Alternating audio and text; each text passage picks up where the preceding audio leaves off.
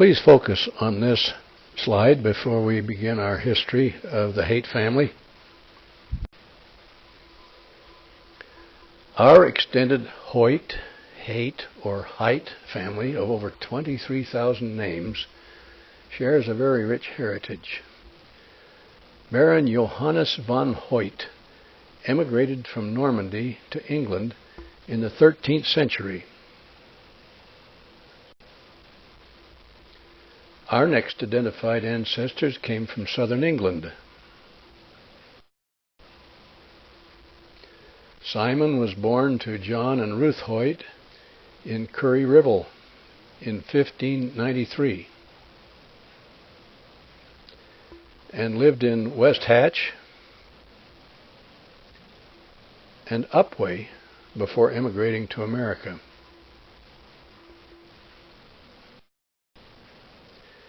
Jerry and Helen Haight Richardson served an LDS mission in the Dorset Upwey area and shared this picture of Helen entering the gate at the Upwey Chapel where Simon's family may have worshipped. On my trip to London, Von Denison kindly drove me to Upwey to visit my roots. He took me to the local pub for lunch, where the British Smothers brothers and current patrons confirmed there was no sign of Haights in the area, but they did direct us to that Upwey Chapel.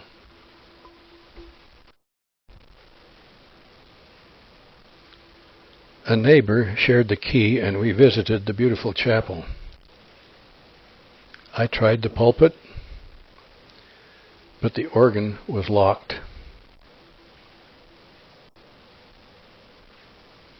Fran, Stephanie, and I made a 1986 visit where we walked the walk, drank from the magic well, visited the chapel, and marveled at the tree growing right out of this burial vault.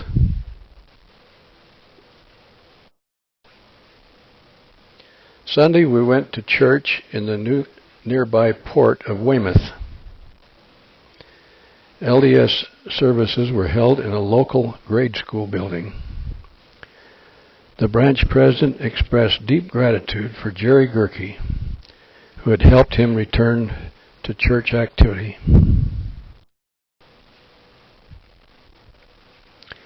Simon and family arrived on the ship Abigail in Salem.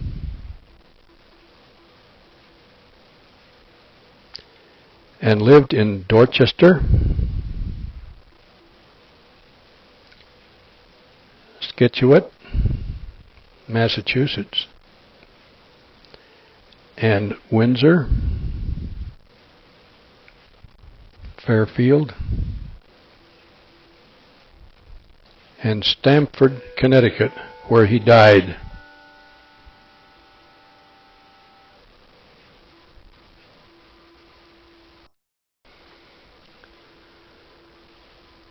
Simon had a son named Moses. Moses I named his son Moses II, who named his son Moses III.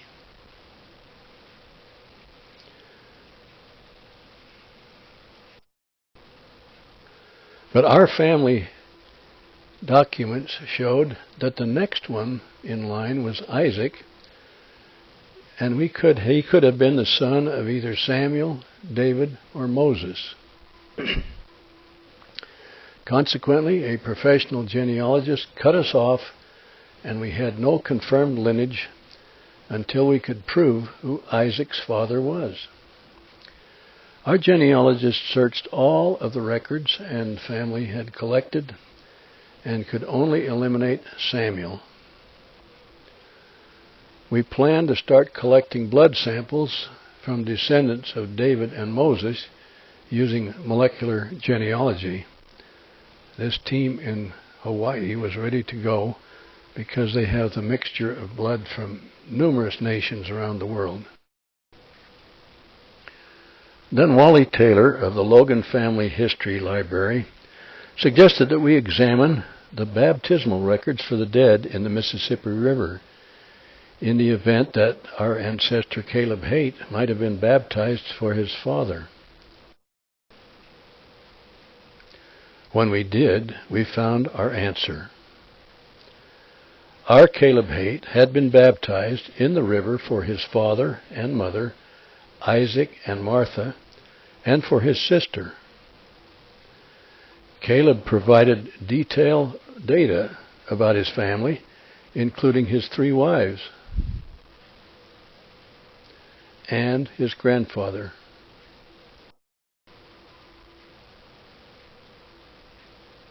Who turned out to be Moses David Haight.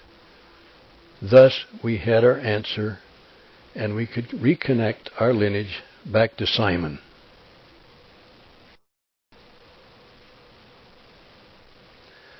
Moses David was the father of Isaac, who was born in Armenia. Please don't call it Armenia, or you will not find it in New York. It is Armenia.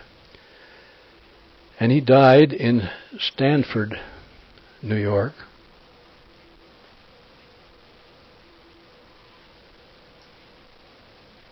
Our Caleb was born in Armenia. He married and raised his family in Armenia. Caleb's son, Isaac Chauncey Haight, was the first member of the LDS Church. He returned to Armenia, converted his family, and they sold their farms and transferred to Kirtland, Ohio, en route to Nauvoo.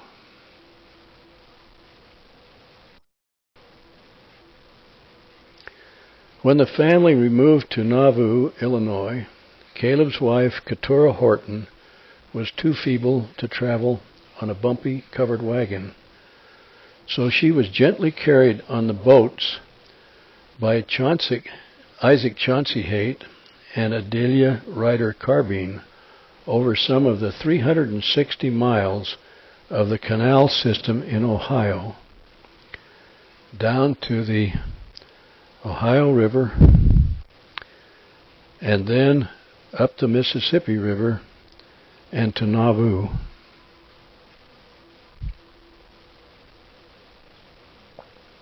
Keturah arrived several days before the rest of the family. She had a chance to see the new Nauvoo temple and to meet the prophet Joseph Smith. Keturah died 1 month later and was buried in the Nauvoo burial grounds. A kiosk has been erected listing all the known graves. Few have been marked in the cemetery. Keturah and a Hector Haight have been listed on the kiosk wall. The Isaac Chauncey Haight family was unable to obtain sufficient support or approval to place a monument for Keturah in this cemetery.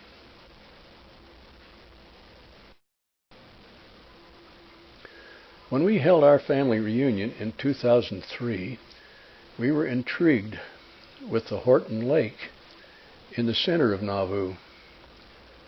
That was created later in Nauvoo history.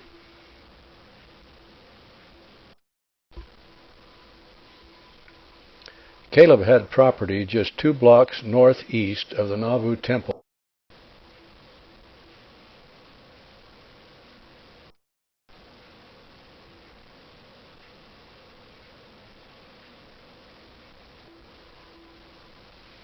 We do not know about any home that the family built.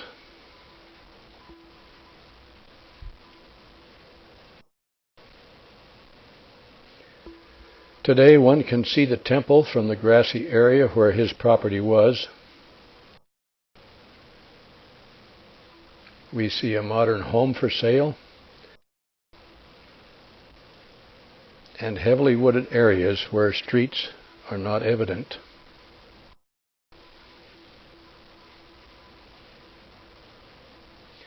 Our family left Nauvoo in 1846.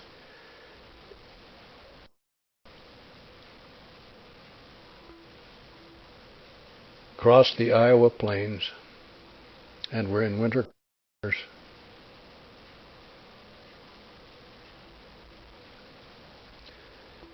Can you imagine what it was like there without access to fresh fruits and vegetables, and a vitamin C shortage caused black leg or scurvy?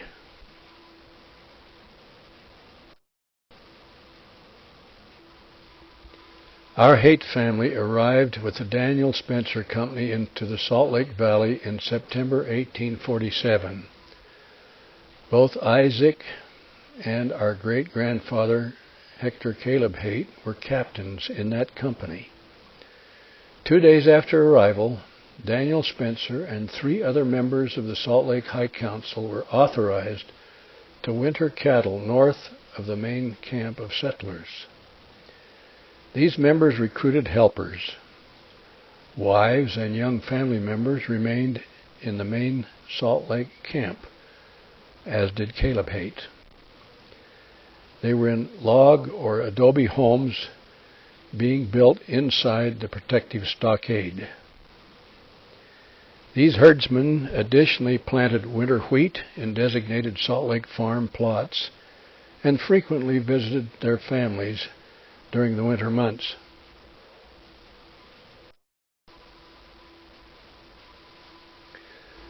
This northern land was scouted by Sessions on the 27th of September, who set up camp at Barton Creek, 300 north and 200 west in Bountiful.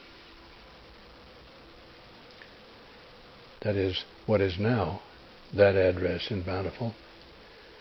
And they moved 300 head of cattle into the area. His helpers included Hector C. Haight and 3 colleagues, probably Isaac Chauncey Haight, Daniel Spencer, and Ira Eldridge. Our family tradition has it that one of Hector's helpers was his 15-year-old son, or our great-grandfather, Horton David Haight. Hector and his helpers left the Spencer camp and moved 8 miles north, and then, due to high winds, 3 miles northwest to the marshy shores of the Great Salt Lake.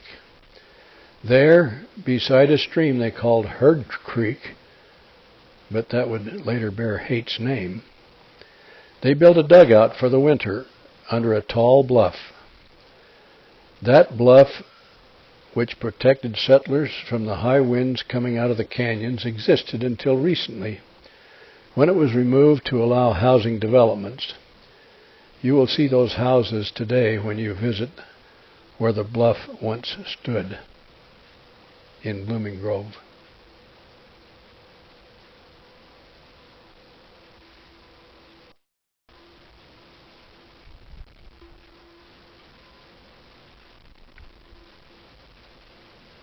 When the Special Latter-day Saint Church Conference in the fall of 1848 created an option for living permanently in the area, other families quickly joined the earlier families to create the nucleus of what had become 2 and soon 4 new communities. These communities were unlike many other settlements in that they were formed around herding camps and were close to Salt Lake City. In the 1850 census in Farmington, there were 1,134 residents living in 215 dwelling places for an average of 4.7 residents per dwelling.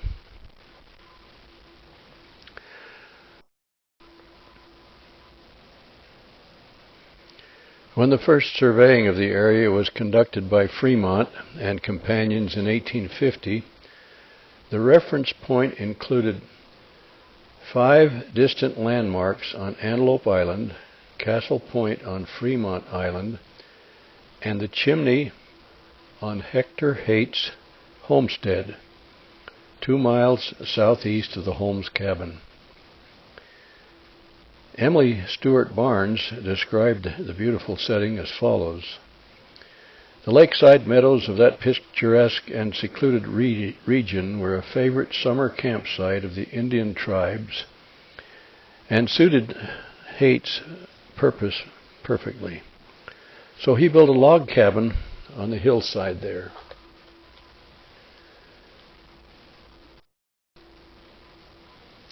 For a few years after their arrival, Hector Haight and his sons, Horton and William, continued wintering cattle herds in the lakeshore meadows while establishing a farm that was bisected by Herd Creek.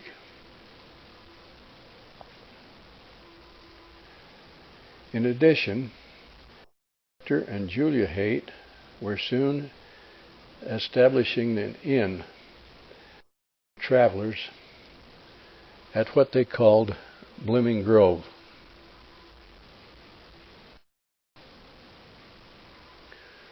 North of Haight Creek, settlers began to establish homes in what would become Kaysville and Layton. The 151 Kaysville-Layton area settlers identified by the first census occupied 30 houses.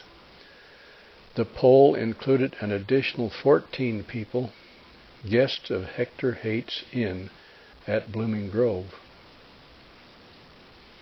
The Haight properties were annexed to Farmington in 1859. So the family is claimed as the founding family for both Kaysville and Farmington.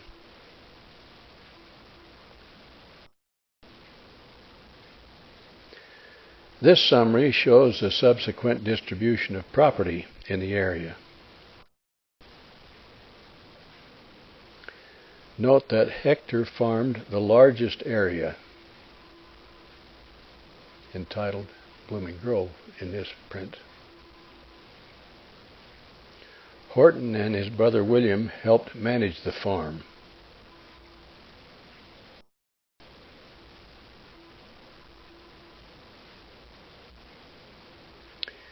You can see Horton's property in the triangular shape at the bottom of this picture. In 1850, Hector registered a Diamond H cattle brand. You can imagine how hard it had been for the herdsmen to determine who owned which animal. Each family had arrived in the valley with 1 to 4 overworked and underfed animals. Many looked alike.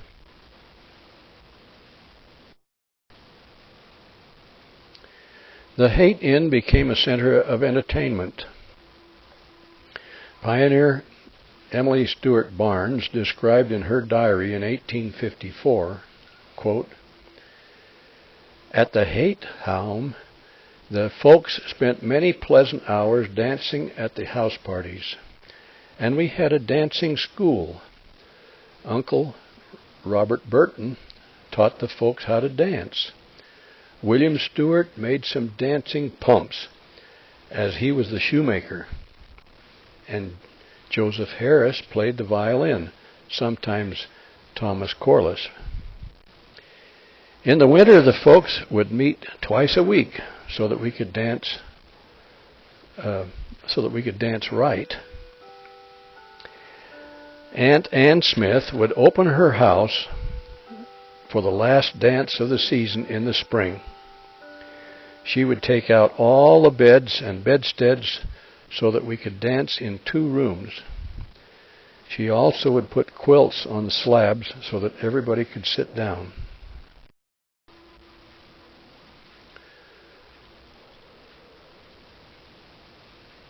So limited was floor space at the log cabin dances that, as Emily writes, they resorted to numbering.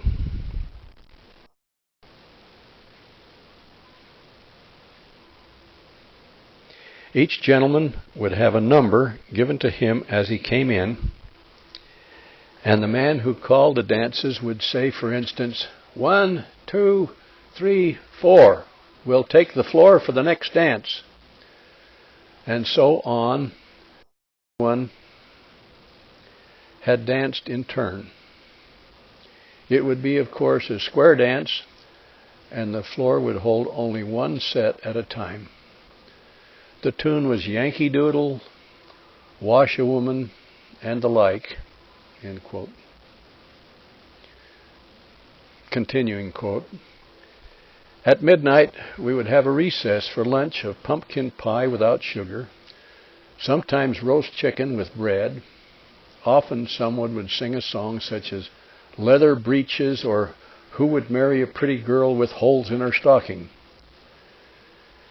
Dancing appears to have been almost the only amusement over those very early days, although John Stocking told me that many a time he saw barefooted boys skating on the ice that formed on the mouth of the valley streams. The skating consisted of making a long slide, and the boys, having no shoes, were compelled to skate barefooted or not at all. An early form of baseball was fun, along with sack races.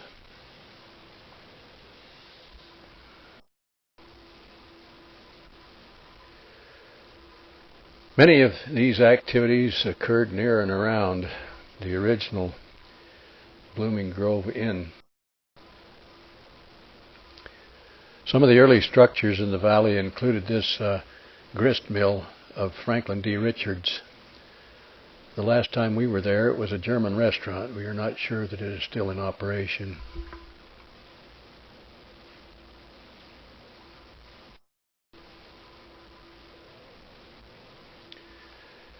Each family had two homes in the valley, one out in the farm area and the other one in Farmington, center of the village.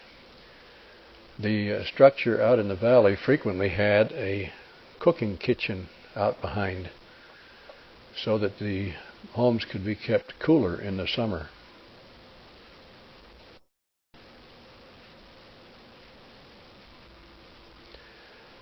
How would you like to attend your school going to and from in this school bus?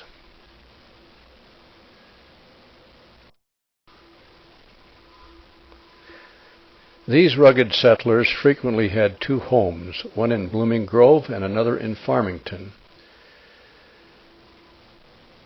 The Farmington home allowed them to be gathered together and protected by these mud walls from any Indian interference. Hector was called in 1855 to serve as the Scandinavian mission president in Copenhagen, Denmark. The Haight Union Hotel was completed in 1857, so Julia and the family managed the hotel in his absence. Horton and Louisa Leavitt were married by Brigham Young in his office in 1854.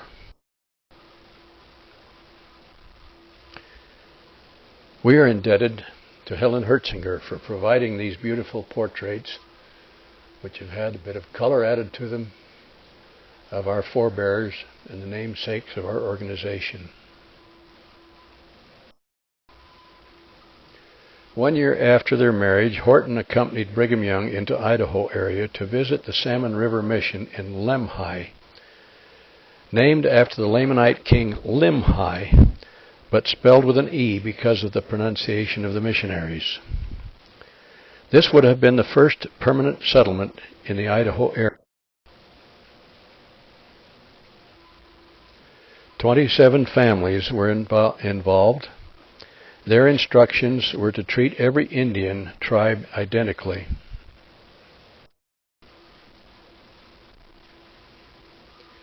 The missionaries did so. They taught the Shoshones to manage farmland, but the Bannock tribe was jealous that the Nez Perce tribe was treated so well.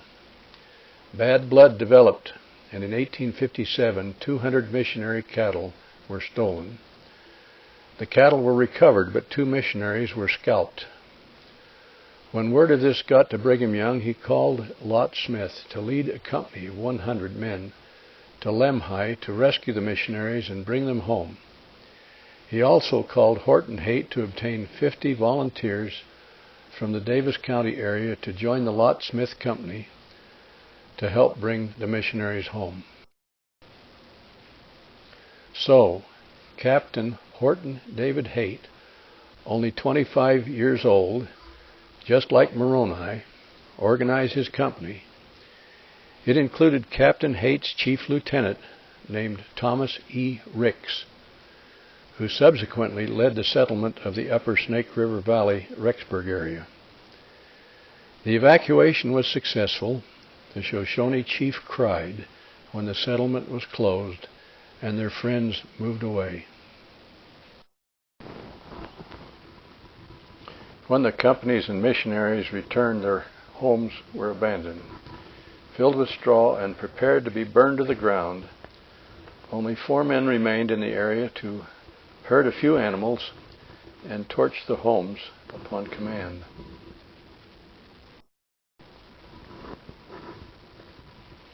Brigham Young had learned that U.S. President Buchanan had ordered an army of 2,500 under the command of General Johnson to bring a new territorial governor to the territory and get the Mormons under control. President Young had the pioneers' covenant to be prepared to burn their property rather than to be driven out again.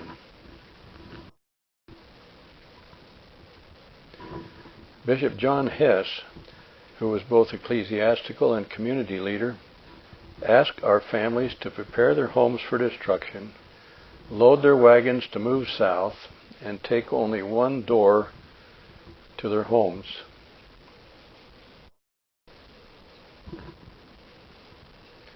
They moved down to the Mona and Nephi area.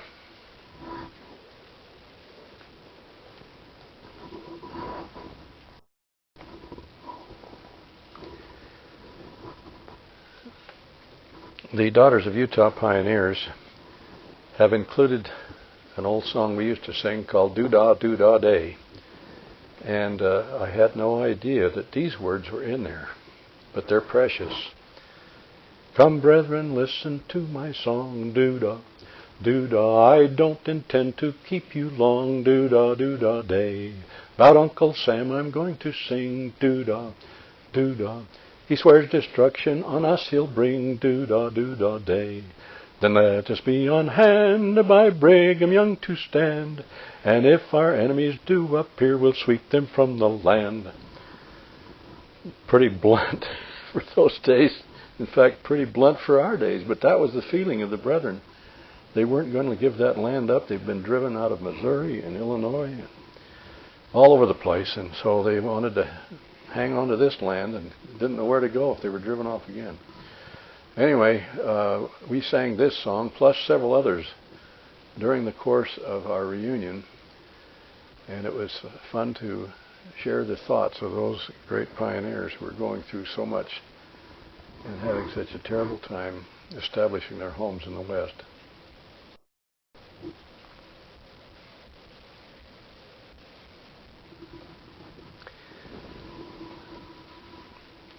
Now, Horton and his company were called to slow down the U.S. armies from entering the valley, to cause no deaths, but to intercept their supply trains, to prevent their moving down Echo Canyon into the valley. These defenders exchanged horses and uniforms. They lighted fires on top of the mountain bluffs and gave the stranded army the impression that thousands were surrounding them. There were about 4,000 militia members to intimidate those cold warriors.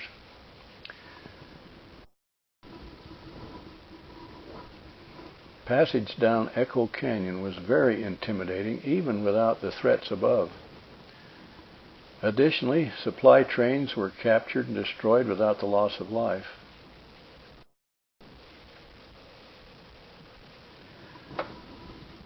I would like to read briefly from The History of Davis County by Glenn Leonard, the great church historian and who was the curator of the Church History Museum before he went on a mission recently. Quote, Lot Smith's group was perhaps the most celebrated unit of the entire war. His group of 40 men left on 3 October under the leadership of 4 officers: Smith, Captain Horton D. Haight, Lieutenant Thomas Abbott, and Lieutenant John Vance, all but Vance being from Davis County. General Daniel H. Wells told Smith to, quote, take every opportunity to burn their trains, stampede their stock, and keep them under arms by night surprises so that they will be worn out, end quote.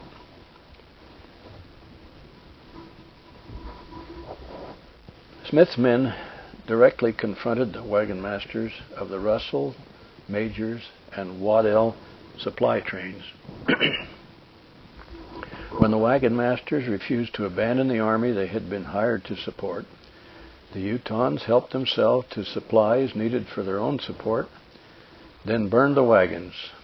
The militia also drove off nearly 2,000 head of cattle and herded them to the Salt Lake Valley. End quote.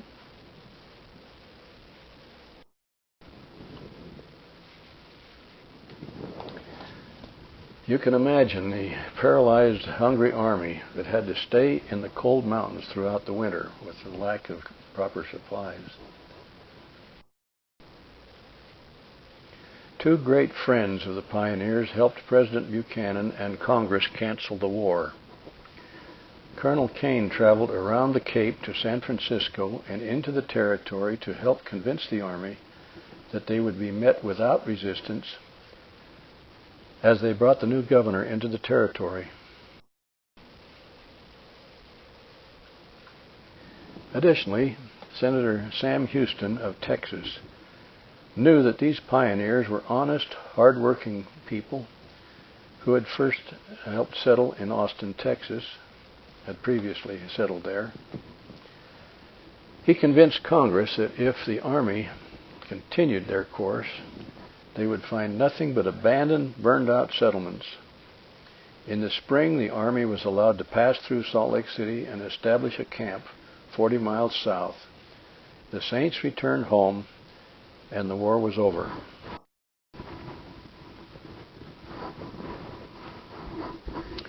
Our family kept Horton's militia uniform and sword for over 120 years.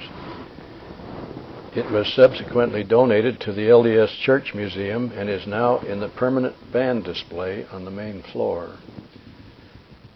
These pictures were taken of Uncle Lloyd and Aunt Jean Haight, who wore the uniforms, the costumes of our forebears, Horton and Louisa. This is fitting that Lloyd would be wearing this. He was one of the top military leaders in World War II in Europe, in charge of the quartermaster, building cemeteries and doing all of the tough assignments that are associated with supporting a war effort in Europe. He was a colonel at that time when he retired, came back home. We used to have the uniforms available at our reunions, and also the dresses of Louisa. When Elder Haight told me that uniform was on permanent display, I couldn't find it, so I called up Glenn Leonard, the curator, and he said that is the most requested piece of material in the whole museum, and he told me it was on permanent display in the band area. You can see that Grandpa Haight's sword is also over his shoulder.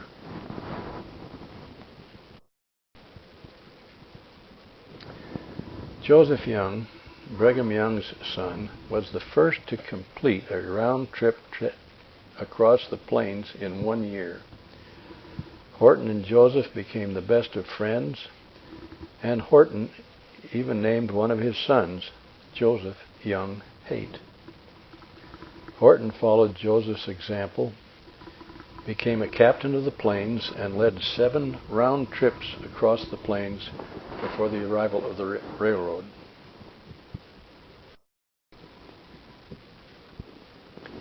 During one crossing, the mother of B.H. Roberts, who had left some of her family in Europe and was struggling to take the younger family members with what funds she had to the west, to Zion, she was found carrying her baby who had been dead for several days.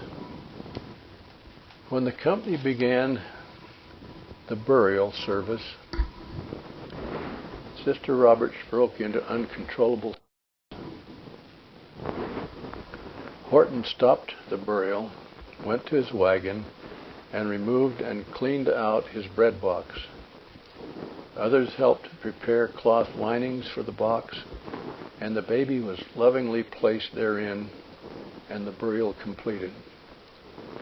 This act of selfless service stands as a highlight of the sacrifices made by those pioneers. Just this year, in a leadership meeting broadcast around the world, Elder Jeffrey Holland defined sacrifices for the cause of Zion, emphasizing Horton's gift to Sister Roberts.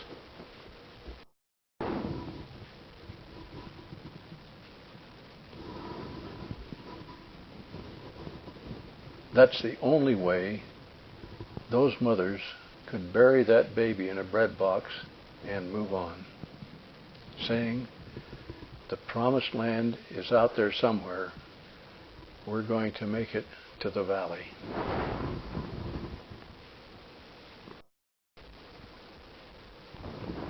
Horton and Louisa built a home in Farmington that no longer exists. The Davis County School District buildings stand where their home stood. The hotel has been restored by two great families, the DeLongs and the Lasts.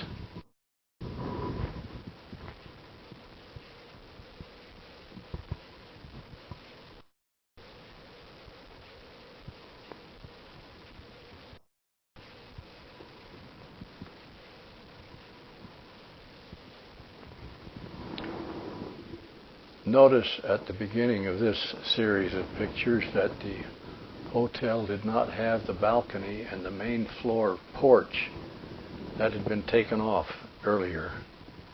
And you'll notice in subsequent pictures I show you that they have been restored.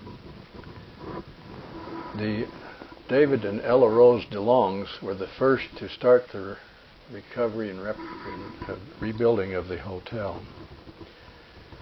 Ella Rose DeLong and the fourth grade classes of Gail Bach helped to get the hotel placed on the National Historical Register.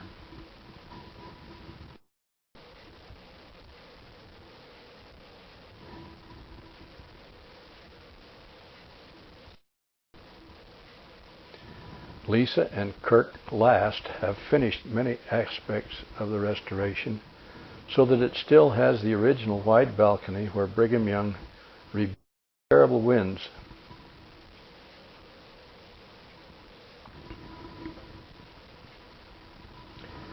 This is where the balcony where Brigham Young rebuked the terrible winds that were blowing the roofs off the homes in the area. Lisa and Kurt have refused to part with the beautiful staircase built by the one who built the staircases in the Manti Temple. They retain a bed that Brigham Young slept in, as demonstrated here by our grandson, Brad Richardson.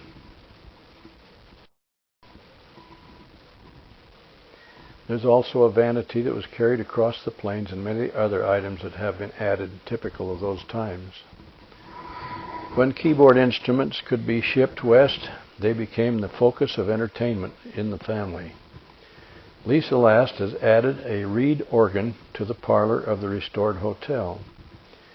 She found that one was added there as soon as the family could obtain one.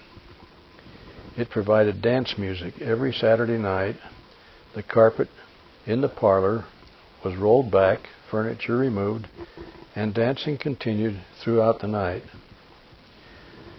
Please visit this after the meeting and witness these priceless treasures. Lisa hosted that wonderful meal we held in the 1996 reunion. She has reserved this chapel for us and has graciously prepared the hotel for your visit today.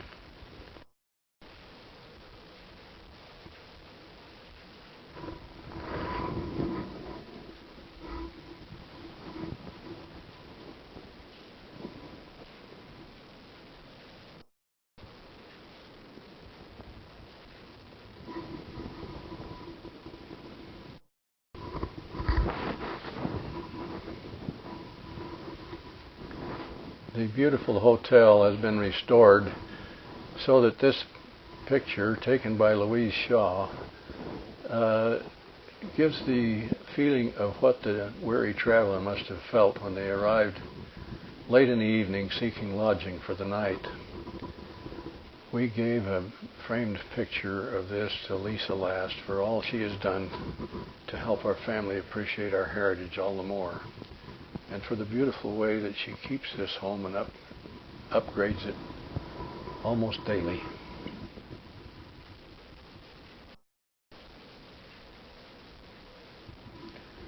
During the 1800s, Hector Caleb Haight wanted to incorporate the area, but it was felt to be too close to Salt Lake City and mainly a farming community, and it did not need to be incorporated.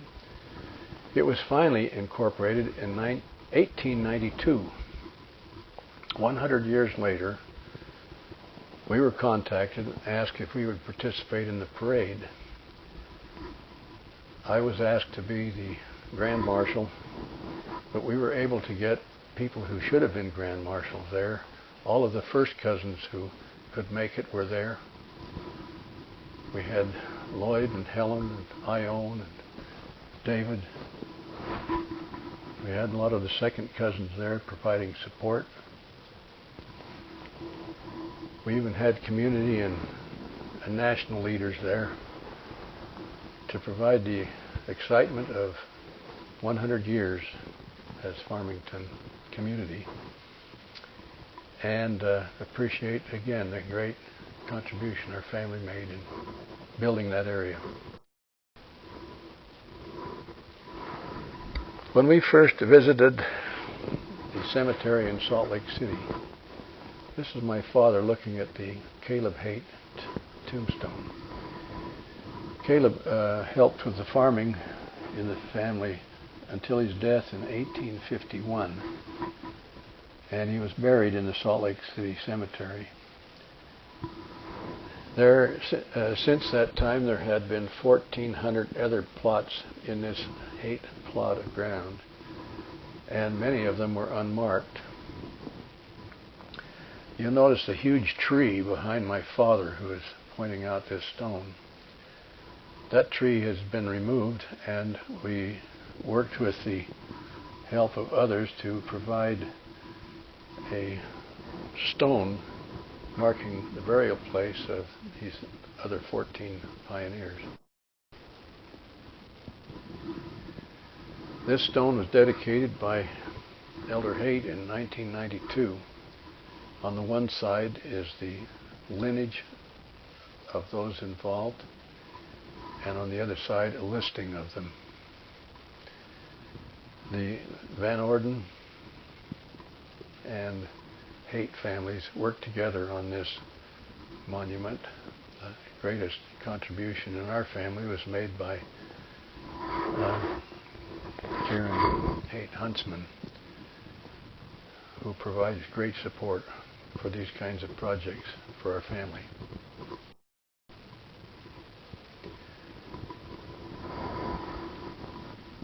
The Caleb Haight stone had been washed away. Frost had frozen and chipped off the face of it. It was barely readable. You can see a sprinkling system in front of them.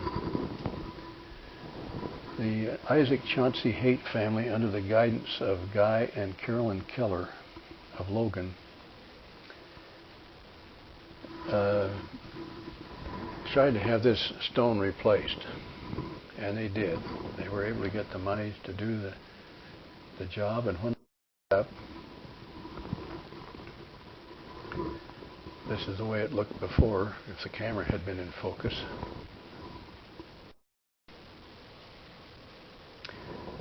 When they dug up this stone, they found at the foot of it W. Player.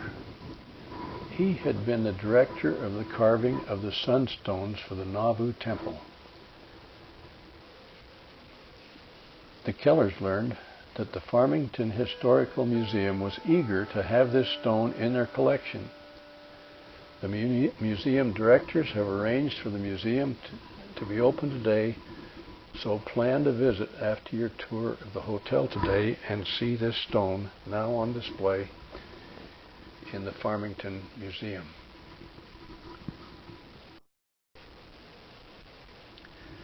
When our family held our reunion in Nauvoo in 2003, we got to see those tremendous moonstones, sunstones, I don't know, I guess they're sunstones, aren't they, of the Nauvoo Temple, and gathered around this one for a shot. Some of them did. You can imagine the work involved in coordinating the chiseling and refinement of those beautiful stones.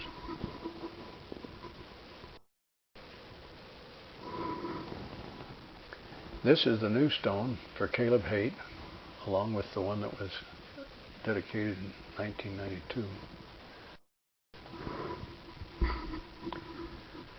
Notice they have preserved an excellent photograph on the one side of the stone, and on the other side there is his wife listed and his children.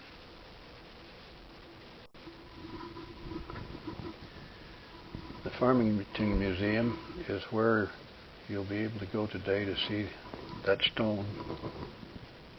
We appreciate them making it available to us and having such a desire to preserve it.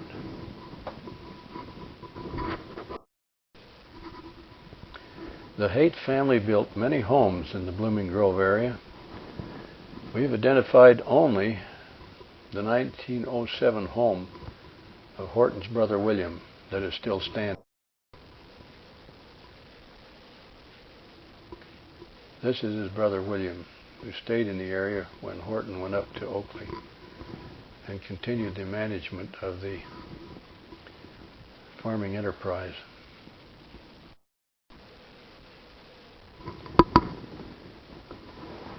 The William Haight home became overgrown and looked like this. It's one of the older pictures we had of it. Been cleared up and dressed up a bit. This is my father, Stanley Richardson, when we first found this home in this area. And the Page family have raised 8 children in that home. They farmed it, took good care of it. They raised llama and sheep and goats. In this particular patch, they were told that the original Blooming Grove Inn was located.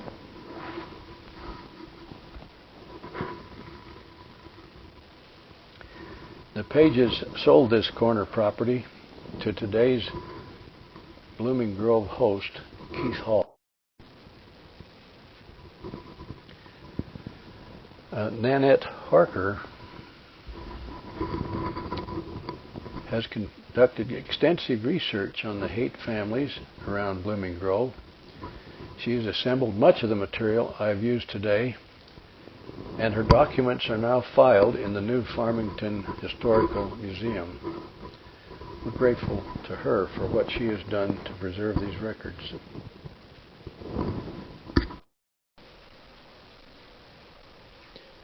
The Pages sold this corner property to today's Blooming Grove host, Keith Halls, who then owned all of what we now know to be Blooming Grove. Keith sold the corner of this property last year, and there are now spec homes added where gardens and llamas once existed.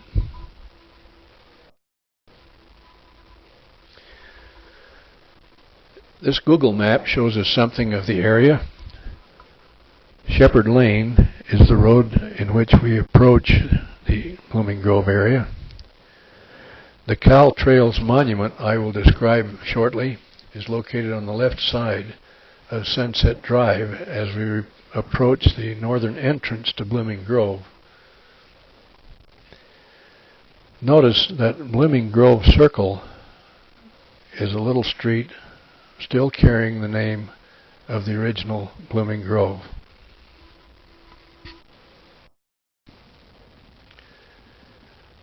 Notice the Blooming Grove of today circled up with the light green outline is smaller than it was last year. The part sold last year on the south is the location of the William Haight home.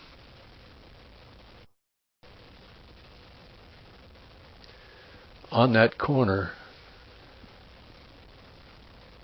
the Pages built a rail fence to house the llama and protect this corner, which was considered the site of the original Blooming Grove Inn.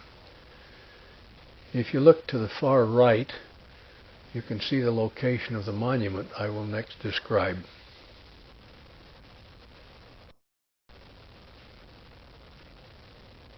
Now, that property holds a spec home that has been built on the south side of the Haight home. To the north of the Haight home, another $800,000 to $1 million spec home has been constructed.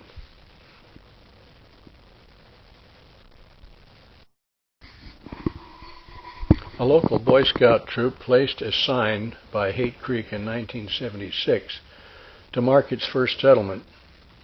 It was gone by 1990. Robert Haight and I met with his father, Elder David V. Haight, in April 1996 to discuss what and where to place a new monument. Elder Haight was a bit reluctant to place another monument until it could be properly protected and maintained. You can imagine how pleased we were when Lloyd Carr called Elder Haight the very next month and asked him to dedicate a monument that was being completed and placed at by Haight Creek.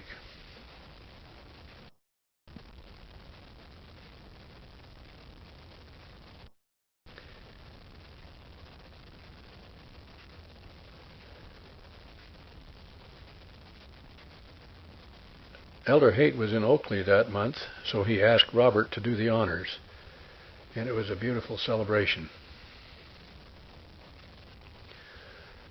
Hiram Page offered the space for the monument and agreed to maintain it.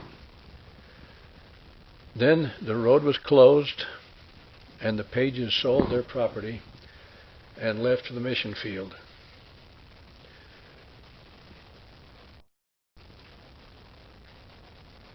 Fortunately, a park-like area across from the Blooming Grove corner with some surviving cottonwood trees was preserved along the new roadway by the Central Davis County Sewer District. Manager Leland Myers and his team do a wonderful job in maintaining this little park and the Cal Trails Monument. We owe them a debt of gratitude. Be sure you stop there today en route to Blooming Grove proper and read the inscription on the monument. It was here that about 1/3 of all going for the California Gold Rush stopped for repairs, supplies, and a chance to enjoy some outstanding Haight hospitality. The settlers benefited immensely because they gained needed materials that the gold rushers dropped off of their heavily laden wagons in trade for food and supplies and repairs. The Haight family hosted summer outings, and it is said that the first sailboat on the Great Salt Lake was provided by the Haight family.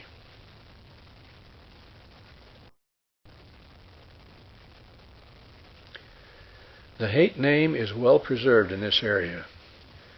Haight Bench takes up a large area north and east of Blooming Grove.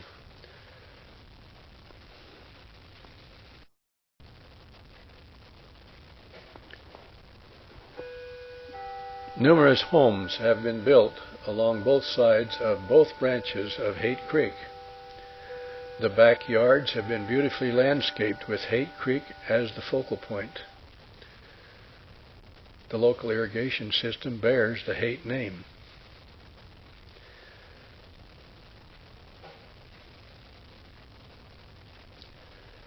The upper creek is known mutually as Haight Creek or Bear Creek. The southern branch is known as Haight Creek or Dry Gulch. You can imagine which they prefer. Along the lower Haight Creek there is the Haight Creek Drive. And there is the Haight Bench Chapel in this picture.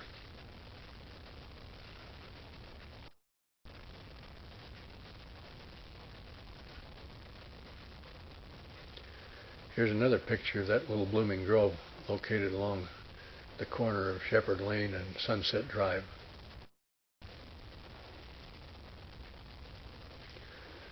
These are some of the backyards of those Haight Creeks, showing the beautiful landscaping and the care taken to keep the grass mowed and preserved. And they are prime backyards for the people who live there. The Haight Bench Chapel was dedicated in 1982 by Elder Haight. Behind the steeple, you look toward Bear Canyon, the source of Haight Creek.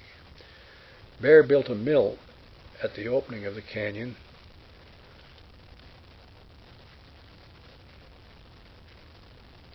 and so there's still some confusion as about whether it's Bear or Haight Creek. But we like to think the latter.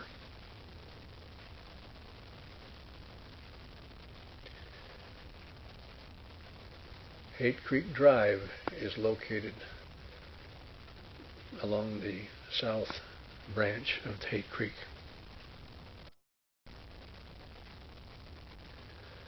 That south branch ends in this beautiful pond in the local golf course.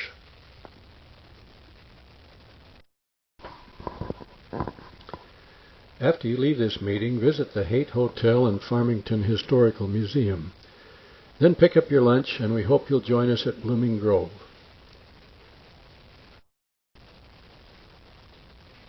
It has been beautifully restored, maintained, and developed into a private park that we wish we could have developed into a public park bearing the Haight name. Kaysville would accept it right now if it were given as a gift. But Keith Halls has invested too much into it to give it away. We would need to invest over $1.7 million to compensate him for his investment. It appears now that the only future for this special place is to be subdivided into residential housing lots.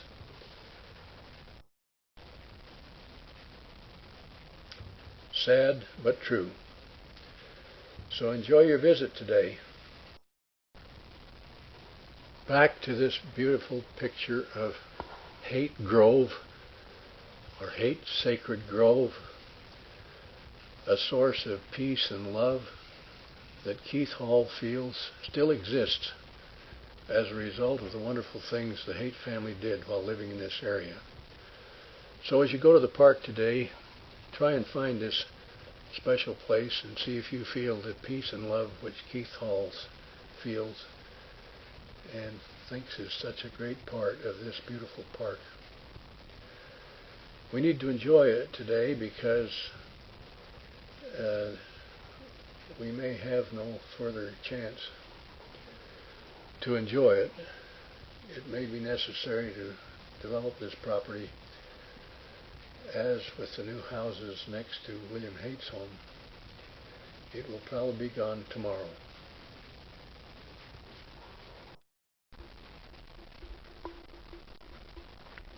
That ended the formal presentation. I would like to add a few things to update and a few reflections on other items that have happened in our family in the last few years. I'll begin by telling you the story about these spec homes. It is now October 2009, and neither of these homes have sold.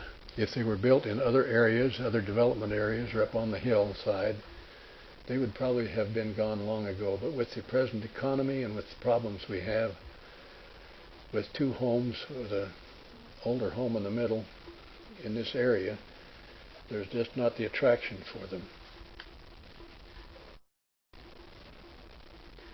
Furthermore, the developer of the home, Jackie Jones, made an offer to give away the Haight home for anybody that would move it off the property, because it represents an hindrance to selling the new homes on either side of it. She offered this in 2008, and to this date, none of the spec homes have sold, nor has she been able to get anybody to move it off the property. Keith Halls wanted his family to consider it, but by the time they would lift a home like this and move it up the road to his property near the entrance of Blooming Grove, it would cost more than it would be to build a new home. The home does require specific heating problems during the winter time that is very expensive. It costs over $600 a month just to heat this home because it's not insulated. So Jackie Jones moves her family into her mother's property, and during the winter time, moves them back in the summer. And she is stuck with the financing of these three places. So you can imagine that it's been a very unfortunate situation for her with the present economy and so on. Let's reflect upon some wonderful things as we wind up today. In 2001, Elder Haight came over to our planning meeting in the Oakley Museum and asked us to tour his home, and we did a wonderful experience. He and Ruby showed us around in great detail. Elder Haight took us around in front and showed us the beautiful colored windows on the second floor. Also described some of the choice events that happened as he was growing up in this area. Let me introduce to you again John L. Smith on the left, who's done such a marvelous job of maintaining our addresses and contact details, and provided a lot of great services to the family over the years. On the left, the Simmons sisters, Gailey, Ann, and Sue, have recently agreed to provide services for the family each year. They visit their family graves in Twin Falls around Memorial Day, and they also have agreed to visit Oakley Cemetery and provide decoration services. So Sue will be receiving, I'll give you details later, receiving the funds and the instructions as to which graves to dedicate, and she and her sisters have agreed to do that. It's a great service.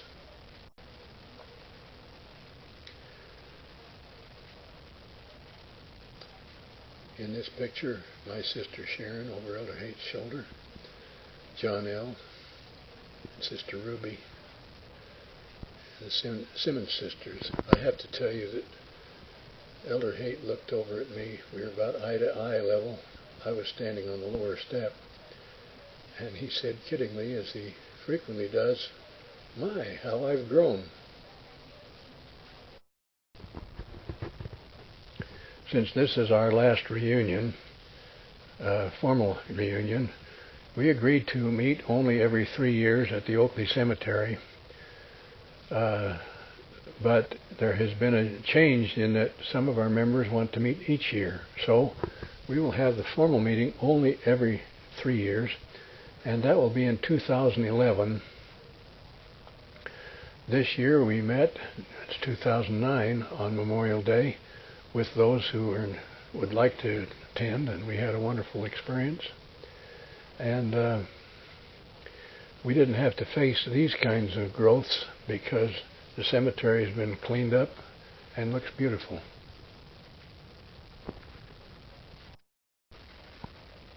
The old shrubs have been removed.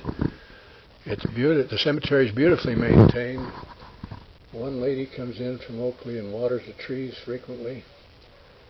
And so we are going to have this opportunity to visit each year and have a minimal amount of work in providing the beautiful decorations and tributes that we'd like to give each year.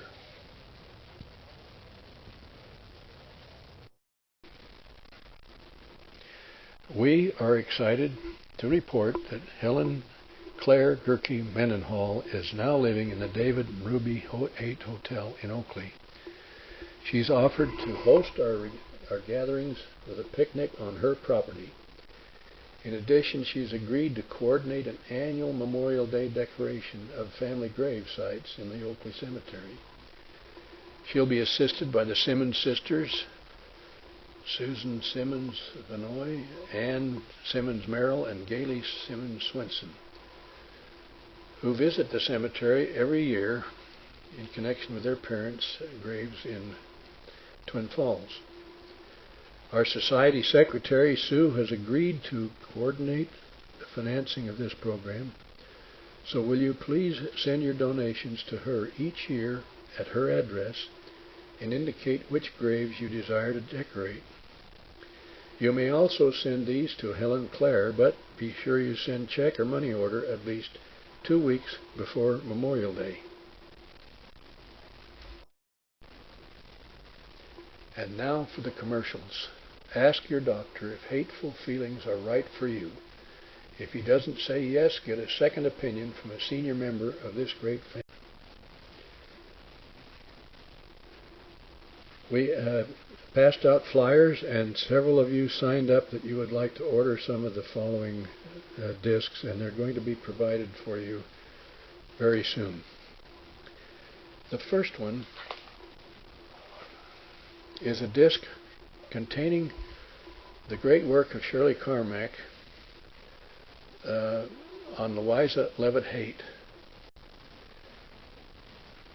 The disc will contain both the book written by her and the audiovisual presentation that she presented at her 2005 reunion.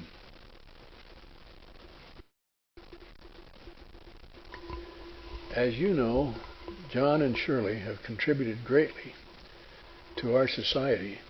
She is our family historian. She has presented those documents on the cabins to mansions in Oakley. She's updated the documentary history of Hector Caleb and Louisa, and is continually helping us to preserve these great records. As you know, John was such a great contributor in his efforts at the church that he was not retired at age of 70 the way many were, and asked to continue as head of the Perpetual Education Fund, now providing tremendous educational benefits for the handicapped or the uneducated throughout the world in developing countries. In addition, John and Shirley arranged for the transfer of the Horton and Louisa monument that had originally been on the Stake Center lawn and then transferred to the David Haight lawn, now transferred to where it probably should have been all along, and that is to the Oakley Cemetery. John offered the prayer to dedicate this, and we sang a hymn in tribute to this great pair of great pioneers.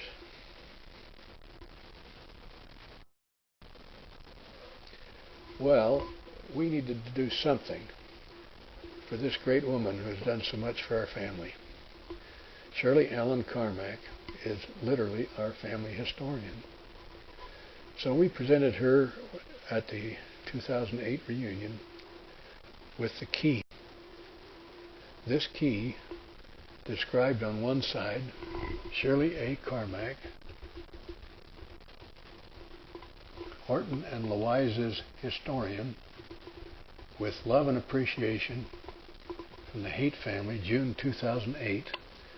And notice on the other side, we've gotten permission from the manager of the hotel, Lisa Last, to approve this, that this key is to the Haight Union Hotel and to the Farmington Jail. You may recall that Hector Caleb Haight just had one key that he built that would fit both of those when he was serving as a local judge.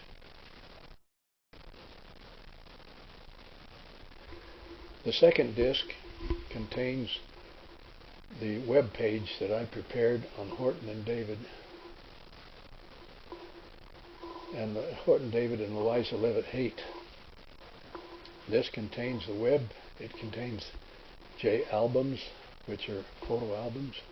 It contains PAF files, which have over 8,000 Haight names, and then the 2002 reunion report. If there's enough size, I may put the 2005 reunion report on this disc.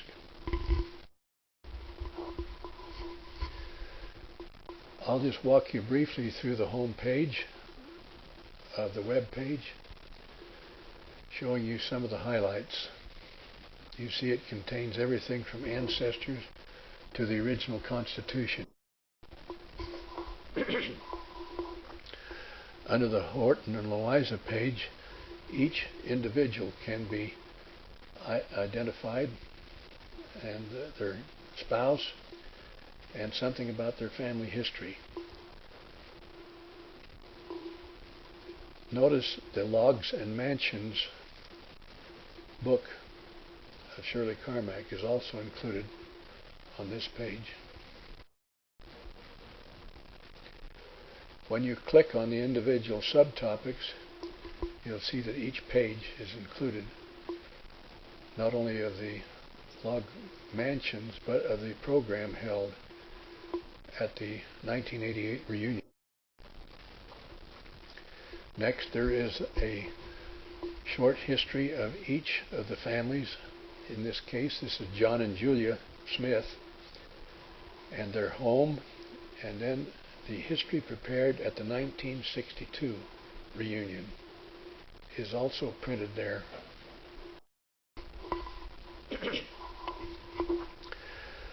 The individual reunions are held, the first ones being from 1899 through 1910.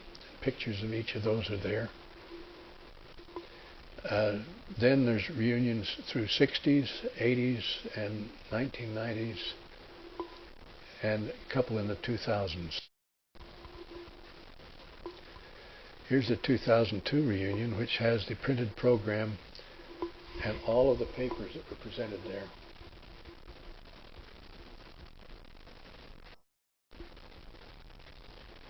At that time, Louise Shaw took photographs of each of the families, and these are included as well.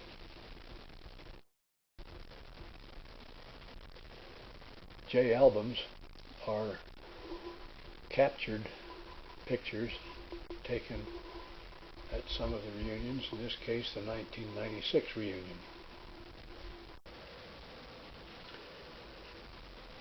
Over 20 years of Hoyt's issues have been taken from paper and put on disc by Ann Hoyt Saunders of Lapwai, Idaho. She's a great researcher and has digitized all of these records, made them available to us.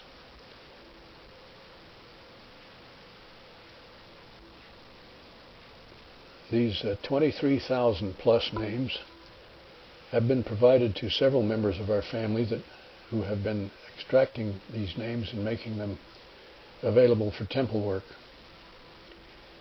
There have been many names, many temples Over 10 temples have been used to process these thousands of names. This file will also be, the updated copy of this file will be also on this disk, and you're welcome to join with the new family search program to process them for further temple work.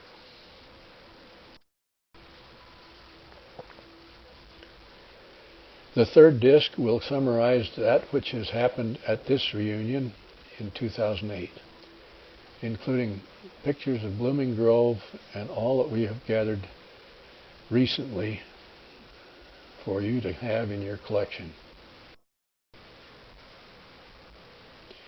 For instance, Louise arranged for a remake of the wonderful Reader's Theater she prepared for Louisa Leavitt Haight in the 1999 reunion, for which the TV did not do a good job of recording. This has been done all over again and will be on this disc. We have a picture of Louisa Leavitt Haight, a beautiful portrait we did not know existed. This was given to us by Gailey Simmons Swenson.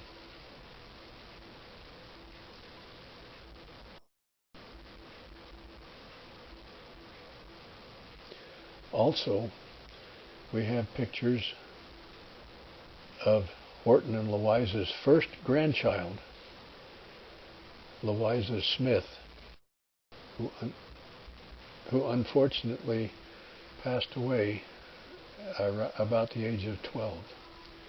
We received this picture from Helen Hertzinger, along with those of Horton and Louisa that we mentioned earlier that had just been received from Helen.